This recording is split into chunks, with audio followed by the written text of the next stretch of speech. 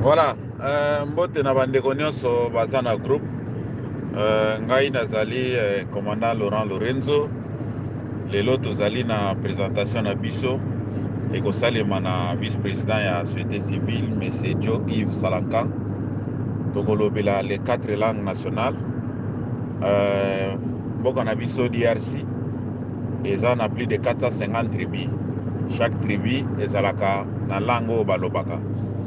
Mais sikoyo lelo tokotala tokoyeba choix ya langue 4 langue wana ezalaki mpona nini, importance nini ezali kaka na 4 langue wana, mpe baponaki kaka 4 langue wana ezala balangue nationale mpona nini, tokoluka to comprendre yango. E malembe ekobanda ozala mpe batour ya balangue ya batribu nyonso ekobanda oleka. Alors totiki maloba na mwana mboka Yves Salankan, vice-président ya société civile, soki asilisi exposé na ye nde toleki na mituna. Alors, ndeko Yves, à vous l'antenne. Merci. Matondo ndeko Lorenzo, mbote pe na bandeko nyonso bakamarade nyonso na kati ya forum oyo.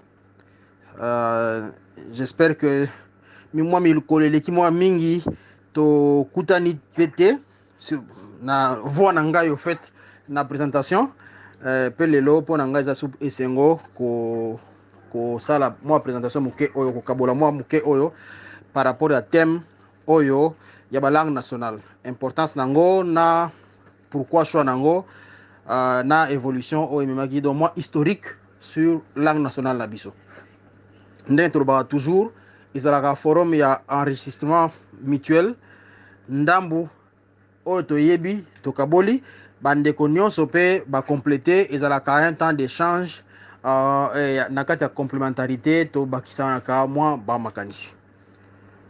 Et thème oyo ezali important parce que ezali lelo eza lokola introduction ya chapitre oyo par rapport ya batribu na biso mpe balangue na biso, parce que c'est vrai que tolobelaka mingi makambo ya tribalisme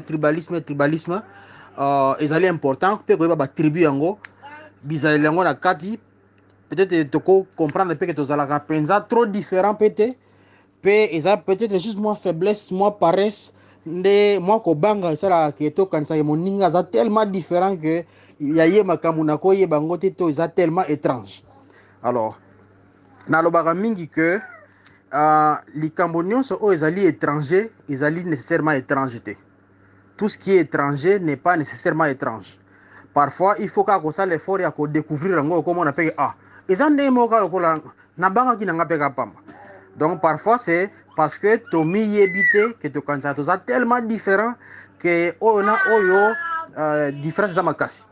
Alors forum oyo ezwi quand même moi audace wana koloba bon tobeta mwa masolo mpe ya bobiso ya mwa bokoko na biso mwa batribu na biso ekopermettre mpe ke peut-être tokose rendre compte ke batribu ebele ezali proche, ou encore sikoyo nde na comprendre bino, donc na comprendre ke eza mpe pasi te, parce que parfois toyebi mpe ke bamabala ebele ekufa parce que neni yo kobala moto ya tribu wana bango bazalaka boye.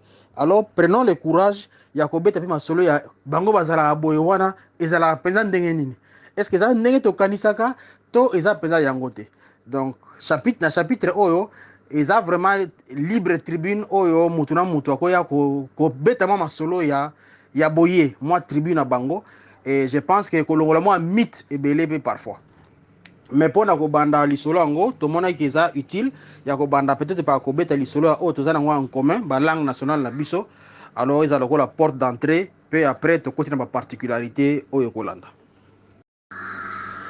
Alors Congo ezali vraiment une mosaïque ya ba langue, mosaïque pe ya ba tribu, et en réalité ceux qui toza na ba ponte ba bridge oyo ezosangisa tribu oyo na tribu oyo, tozali vuya kozala un peuple oyo bakoki kovivre ensemble te. Ezali vraiment véritable tour de Babel.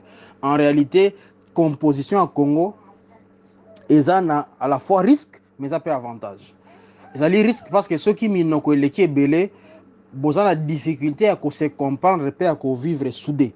Donc Congo ekoki facilement ko panzana parce que boyokani et koki pe kozanga par le fait que ba culture ebele différente, ba langue ebele différente, ba tribu ebele différente, espace moko et ko pe ça peut difficulté dans les vivre ensemble. Tout le monde a certains pays qui ont seulement deux tribus ou deux langues. Bazo koben dans la tine infini au point que bakabola pendant mboka côté au bazo monoko na bango côté balobi monoko na bango. La Belgique qui nous a colonisé est dans cette situation là. Oyo baza vraiment unis et divisés au point que les deux langues batikala kozwa des possibilités à ça la bridge. On a un pays qui parle ces deux langues là et venu mboka université dans les deux langues différentes. Ça ne permet pas toujours une cohésion aussi. Et parfois, la division wana et yagati na terrain politique. Le Rwanda voisin, ils ont la situation wana, bien que bazali trois pygmées, Tutsi na Hutu, les deux groupes dominants, Babendanaka et Mema Ono c'est Mema. Et la Côte d'Ivoire, c'est presque aussi la division de la langue. Ndé est accentué qui problème na bango. Quand vous allez au Mali, vous avez presque la même situation, la division entre deux groupes ethniques, ils ont accentué le problème. Donc, Congo, c'est quoi avec centaines de groupes, on est bien parti, ou on était bien parti pour que tout dans la situation et la division. Mais aussi, à la fois, ils ont un avantage. Oh, deux blocs, facilement deux blocs pour s'affronter. Il y a plusieurs blocs et comme il est difficile que affrontement peut être entre biso, à la fois ils ont un avantage parce que tant on a au bazo Canada, bon, il y a encore autant d'autres groupes qui permettent bino pété que division à bino wana et attire à l'échelle nationale et parfois on sait qu'on calme en gros. On a vu la situation par exemple vers les années 90 Tango et Barda qui na Kasai, on a vu que les autres ont fait le contrepoids pour que division wana et imploser toute une nation au point que intermédiaire mononaki. Mais là où il y a que deux tribus par exemple, parfois ceux qui implosent peut ça la difficulté parce que tribu tampon ezate. Donc à la fois ils ont chance mais ça peut risque pour nabiso. Alors il y a monde makambo to lingi to meka koyeba na chapitre to bandi oyo mais on va y aller mollo pas à pas. Pour na poko lelo ngai ndeko Joe Yves Sarankang vice chairperson de la société civile ngamuna ko banda par rapport à la langue nationale ndenge to lobi. Alors makambo ba langue nationale na biso et banda mwakala ezali une ancienne idée. Peut-être na imaginaire collectif etika lokola ezali idée moko ya sika. Mais c'est vrai que la décision évolue qui, mais ezali idée moko banda kala. Pe banda qui déjà l'époque ya colonie, l'époque coloniale, éprouva qui besoin wana ya ko zalana ba langue oyo koki ko promouvoir au fait, ko promouvoir la langue locale. Bien que colonisation na biso ezaki par ba belge, ba yela ki biso français, mais zalaki pe na politique ya kosala ke ba langue ya indigène elimwate. Par exemple, mutu liboso oyo vraiment abundaki pour que ba langue indigène ait sa valeur, ezali un certain Louis Franck. Louis Franck azali n'importe kala tozaka na gouverneur général oyo azoko konza biso na Congo.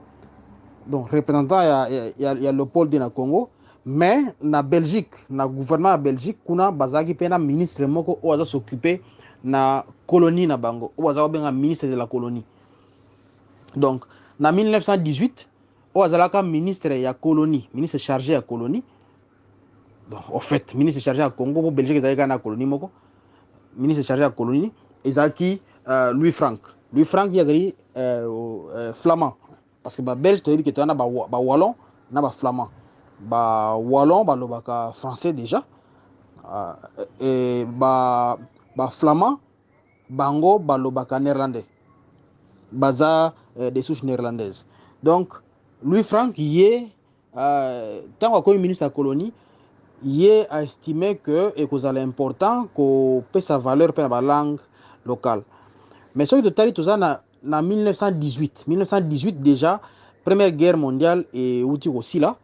Et après défaite d'Allemagne dans la Première Guerre mondiale, la colonie na Bango, ils allaient mise sous tutelle. Il y a Belgique. Une partie de la colonie, dont le Rwanda et le Burundi. Babotola ki Bango yango, pesa ki Belgique. Et comment ki ba colonie à Belgique te, pesa ka atala yango. Et on va bien yango ezaki lokola sous tutelle ya Belgique. Azako exercer tutelle kuna mais kabela ki yango te. Alors, je pense que Louis Franck, puisque dans le moment où on a se chargé à la fois Congo et la colonie, colonie allemande, donc Rwanda est colonie allemande, Burundi est colonie allemande, kuna tango balma bakendaki basalaki o babengaka administration indirecte.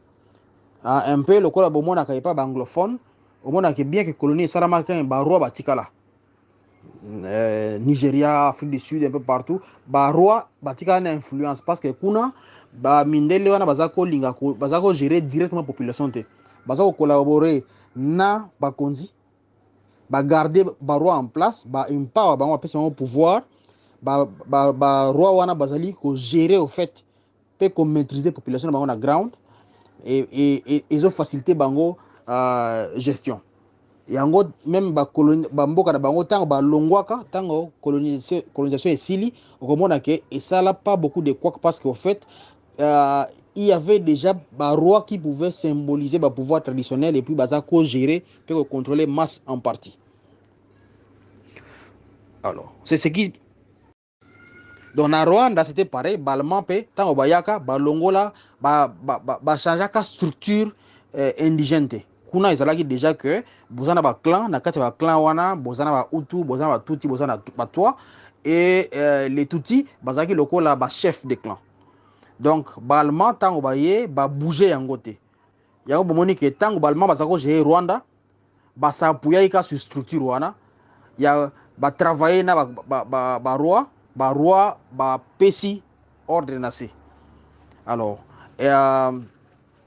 tango et d'ailleurs on verra que il y a qu'au changer tango finalement vers les indépendances c'est l'influence belge qui a fait peut-être renverser un peu la situation mais je pense que Louis Franck tango a qu'au gérer colonie colonie allemande voilà et colonie naie à Belgique je pense qu'elle s'inspira qui on pense voilà né à linga qui peut quelque part à nekako copier et coller expérience wana ya administration indirecte na Congo. Ndei a kopesa idée que non, c'est important que ba indigène, ba chef coutumier na bango, bazala na un certain pouvoir. Par exemple, il faut un pouvoir ya ko juger ba indigène. Ba kokipe ko juger indigène d'après loi coutumière. Donc salimbe ba moko on a coutume ezali punissable, ba kokipe ko juger yo par rapport ya coutume na yo et puis c'était valide. Mais pe yepe mutu asaraï que c'est important même si tu as jugé à niveau national l'administration belge il faut juger mutu na mulonko oyo azo comprendre donc c'est important que le jugement public et salima plus na mulonko oyo mutu azo comprendre pour que ayeba infraction ni bazo fundela yepe ayeba ko se défendre na mulonko na ye plutôt que na langue oyo azo comprendre te pe enseignement c'est mieux que enseignement et ça l'on appelle na mulonko oyo ya ba indigène. Donc on ezala ko ba réforme oyo Louis Franck ayaka nango pe yango déjà epesaki une certaine promotion dans la langue indigène plutôt que faire disparaître yango. Et dans le moment où il y avait plusieurs langues indigènes mais puisque tous en a langue belé si on parle toutes les langues à la fois et on gère les gens dans toutes les langues à la fois ça sera compliqué. Donc il fallait quand même que la langue nini ou la langue moko commune ou la langue parlée par plusieurs tribus à la fois 2, 3, 4 tribus la langue wana il faut faire émerger yango pour que elles soient les dessus sur la langue particulière.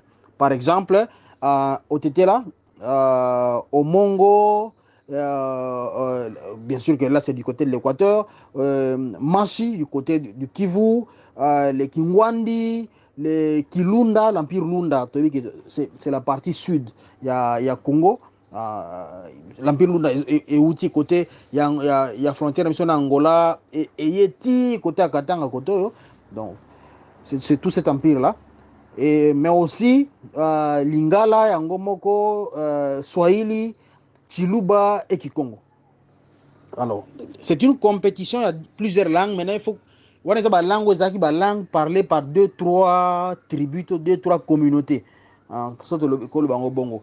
Des langues, il fallait promouvoir parce que ça permet, il y a de se communiquer facilement entre les tribus. Puis ça rend le travail facile même aux Belges, qui, plutôt que de maîtriser toutes les langues de toutes les tribus, il suffit que vous voyez, moi, la langue, c'est facile pour la Bango de bouger d'un territoire à un autre sans trop de difficultés. Mais bon, tout le monde qui a la langue intercommunautaire, ils ont moins belé quand même.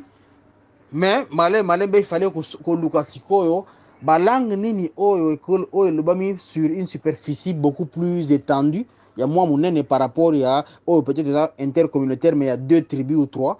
Et ça, il y a plusieurs tribus, plus de 3, 4, 5 tribus. Il faut que Luka plus que promouvoir le Bawana. Ce qui fait que finalement, ils allaient Lingala, Swahili, Kikongo na Chiluba nde eyaki kozwa supériorité sur ba langue oyo mosokola Kingwandi, Kimongo, Kimushi, nini Otetela. Donc Lingala, Kikongo, Swahili et Chiluba eye kozwa supériorité parce que yango ezali ba langue eza parlé par plusieurs tribus, espace géographique nango eza monene. Par exemple, bon,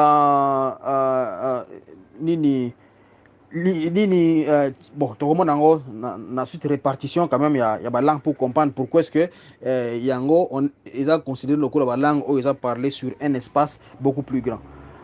Mais, débat est continué. Débat est continué parce que finalement, attends, on a 4, mais je crois à l'indépendance, on s'est dit, bon, il faut quand même couper ça, il faut langue mokonde. Comme toi, en français, aux gens d'administration, il faut se reprendre parmi les 4 langues émergées, aux langues minennes, aux plusieurs communautés à la fois. Il faut que nous kande moko, ko imposer na ba Congolais nyonso. Comme ça, on sait que Congolais nyonso ayebi français pour azotanga classe na yango, mais en dehors na ba langue wa koloba ayebi langue telle ozaki na espace ya Congo mobimba, Congolais nyonso ko koloba ngo ndeza langue nationale. Alors, nesika wana sikoyo, débat et tikala kozwa conclusion parce que c'est vrai que peut-être que chaque communauté aussi a ko benda moi muke pembe naye et ce qui la langue au azoloba déjà. Alors, il s'agit que la commission ils a qui mise en place et des difficultés pour que les conclusion na langue moko o ba ko imposer na batu nyonso.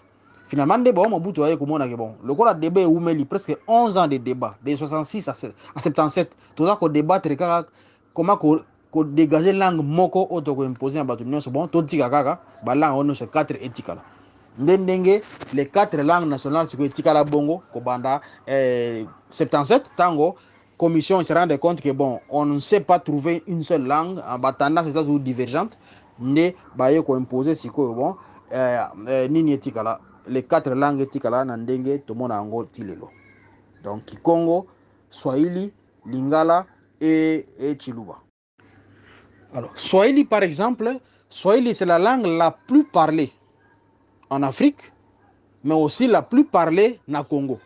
Donc, na 4 langues nationales, langue oyo balobango mingi na espace ya munene. Izali Swahili. Parce que Swahili, il lobaka na Katanga, province ya Katanga. Swahili lobaka na province ya Kivu, dans les 3 provinces à Kivu, les grands Kivu. Okeiti na province orientale, la province orientale, une bonne partie de la province orientale, on appelle Swahili.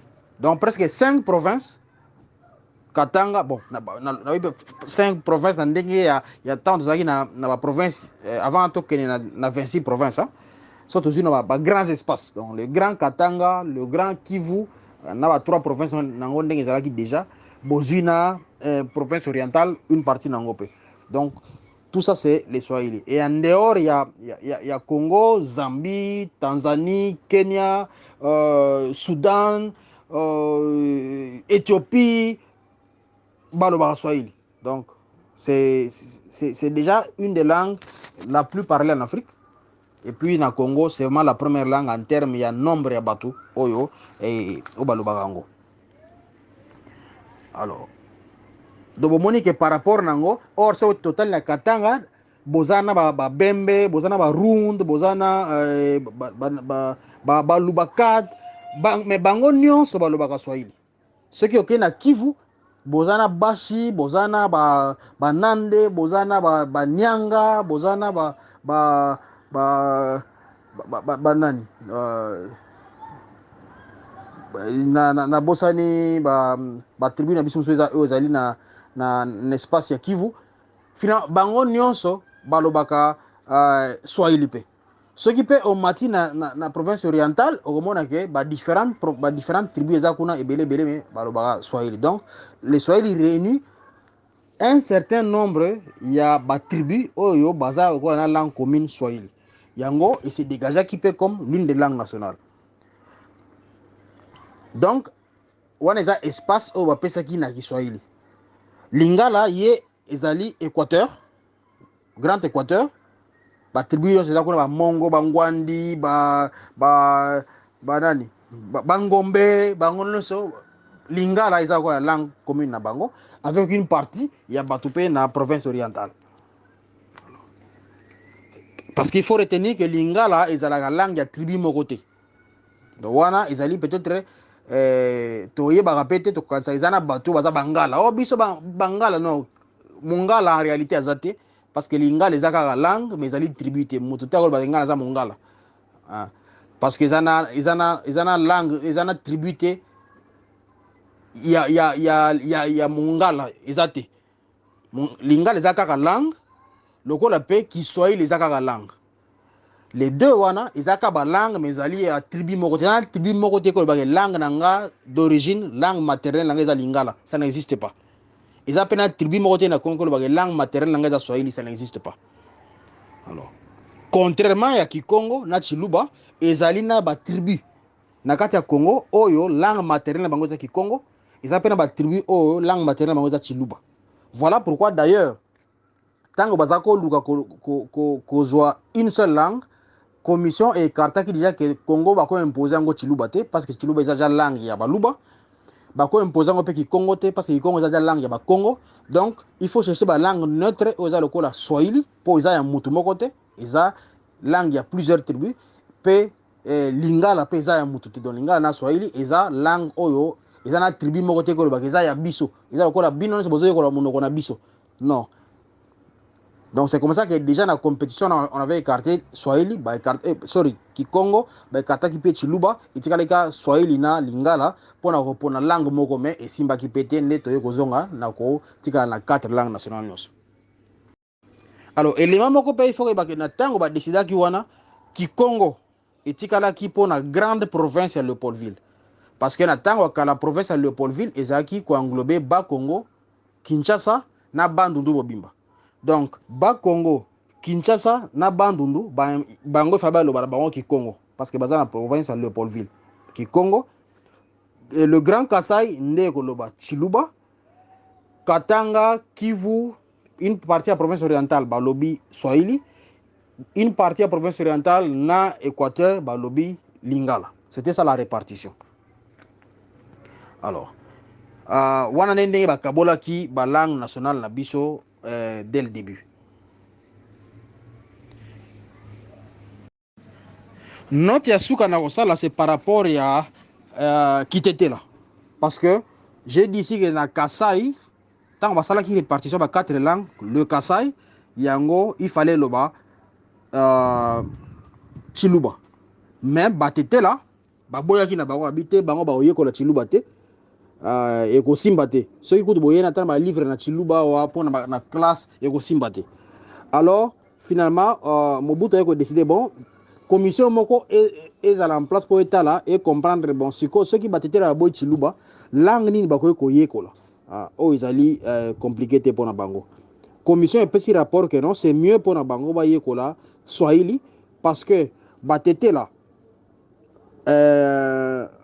na o bazana Kasai ba cousin na bango direct ezali ba kusu o bazana Maniema. Donc un mutete là na mukusu soyo bazoloba ba se comprenaka baza ba cousin ezaka rivière Lomami ne mutu e kaboli bango Donc sans rivière Lomami, ils ont tout peuple moko. Et ça dit que rivière Lomami et Kabola Bango et puis division de province, ça l'appelle Bango Bakarami na Maniema, bat Kusu Bakarami na Maniema, bat Tel Bakarami na Kata Kasai.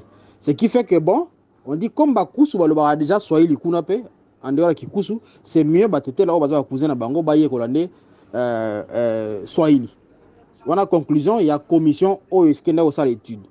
Bon, tout ce qu'on a réfléchir par rapport à l'enjeu géopolitique na terrain.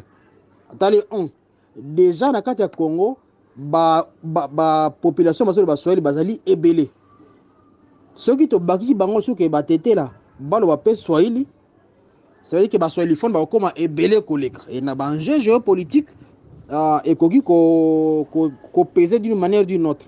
Donc pour na ko empêcher que ba Swahili fond ba comme ebele et comme bango ba boy chiluba. Mais baza quand même disposé à koyeko la Swahili, Mobutu pe boy ba yeko la Swahili, on a dit bon OK. Na autorisé bon batika la na kitete là. Ce qui fait que kitete là et tikala pe comme une des langues na katikati en plein Kasai, on parle aussi kitete là. Donc bango ba boya bango lo bachiluba, il y a un kitete là pe tikala, on a 4 langues nationales, mais il y a les kitete là qui est resté aussi là-bas à côté, bon qui résiste. Voilà. Voilà ça peut une nuance importante que je voulais mettre. Na ça là moi petite note, Swahili ezali mélange. Eza mélange ya arabe na ba langue o ezali na côte. D'ailleurs, on dit qu'en arabe Swahili est outil na arabe, ça veut dire que Swahel est la côte, le rivage. Il y a un ce terme Sahel, le Sahel, pays sahélien. Et puis mélange c'est quoi il y a ba langue arabe. Oyo ba marchand d'esclaves, groupe type les autres marchands d'esclaves qui par ouest. Ba côté wana siko ba langue na bango qui arabe tango c'est mélangé na ba langue o ezalaki pembeni na côte nde eye ko sa version Swahili. Yango d'ailleurs certains mots en arabe et na ba mots Swahili et izandenge moko. Voilà. Mais aussi une petite note, c'est que Tomonique province à Leopoldville o ezalaki Kinshasa, ba Congo na Bandundu, bango bazalo ba Congo.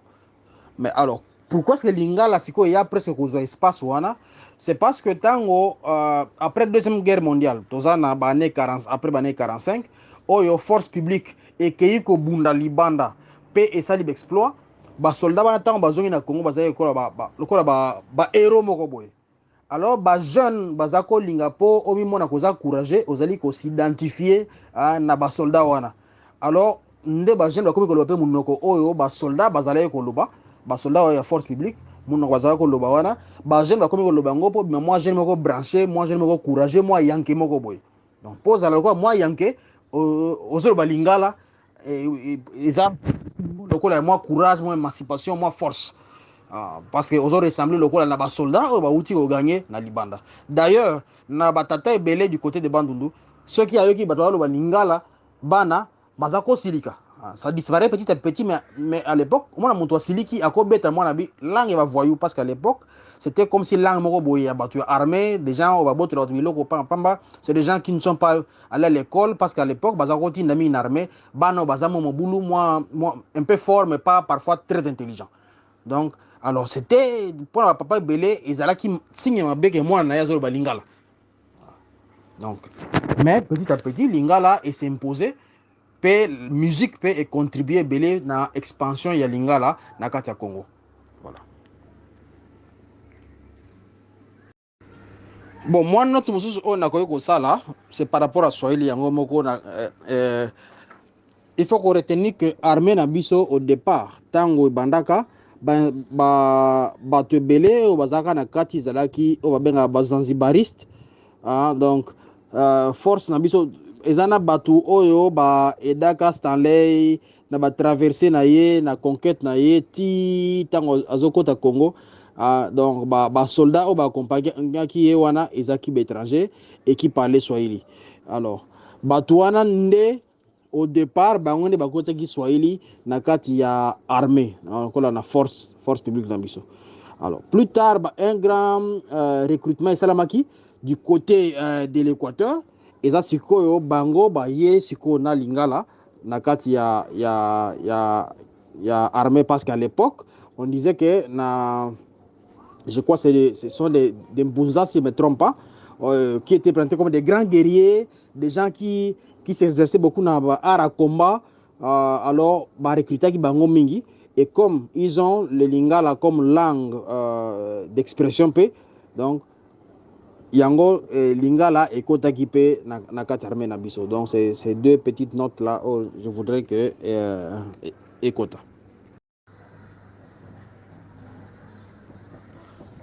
Alors, balang national est servir Congo na ebele, parce que tous ali mosaïque de langues, centaines de langues. Donc sans les langues nationales, il y a très difficile pour que cohésion nationale et vanda, cohésion ne fût que interprovinciale et vanda, ça devait être une communauté divisée comme tout. La langue nationale et permettre quand même que tango muto sana kati bandundu, du fait qu'il peut parler à cause de la mumbala, mubunda, mupende, muyaka, muyanti et tout, mais à cause que bouger pe azolo baki Congo, parfois il se sent l'espace on a nyo sur le la azali kaka na mboka na ye muto pe à cause la na Kasai azali peut-être Musalampasu, azali Lulua, azali Muluba, azali Mukuba, azali Kanyoka, mais azotama l'espace ya Kasai wana avec une langue commune au ezali Chiluba, et ça permet déjà qu'un espace wana a quoi que se sentir vraiment un grand espace wana comme si c'était un village na. C'est pareil aussi na Katanga, à cause de la Mubembe, à cause de la Ronde, à cause de la Mulubaka, tout ce que vous voulez. À cause si on est na Grand Katanga, Keti na Kivu, kuta na Banande, kuta na Bashi, kuta na Barega, à Matiti na province orientale, à se sentir local azaka na village na. Pareil pe na Ngombe, à quoi un espace ba Mongo, à Kenya Ngwandi, il se sent local azaka na village na. Donc ba langue nationale et jouer rôle wana ya ko créer cohésion wana na ba espace munene pour rassembler déjà ba tribu ebele, ce qui permet alors que pour na muto lisusu ayebi 2-3 langues nationales, à se sentir beaucoup plus free. Tant que on a Congo Bimba, à communiquer facilement, à se sentir beaucoup plus intégré. Donc, c'est important na biso bandeko ko ça la paix fort wana ya ko yekola ata 2 langues nationales. C'est vrai que chacun par rapport à l'espace espace géographique d'ailleurs, a une langue nationale ko alobaka déjà, mais c'est important ya ko bakisata moko likolo, ko ça l'effort à comprendre ata mususu likolo. Et ça ko permettre de se sentir très à l'aise na kati Congo tango zo tambola okoki ko yoka ne fisque ko communiquer ne fisque. Donc rôle lango yango wana c'est un ciment ya cohésion nationale o efuto batela o efuto kolisa o efuto ça l'effort ya ko yekola ngo. Voilà un peu l'essentiel sur la langue nationale. Donc na ko su qui ça parle koloba que la langue nationale est bomba moi muke ba division interne na biso. Très souvent oyoka bato babi soto ki mutalo ba Swahili aza mu Swahili, alors que les Swahili cache ba division ya mike oyo kozala. Donc na kati wana par exemple so mutala Rund na mutala mu Fulero bazo ba Swahili ba ombale, mais bazali deux tribus très différentes, parfois ba culture qu'on appelle différentes ou proches na habité, mais on découvrir na ba exposer ba ninga, mais au moins bazali pas d'une même origine. Donc parfois on débat sur ça là, Swahili, Baluba, Bangala, Congo.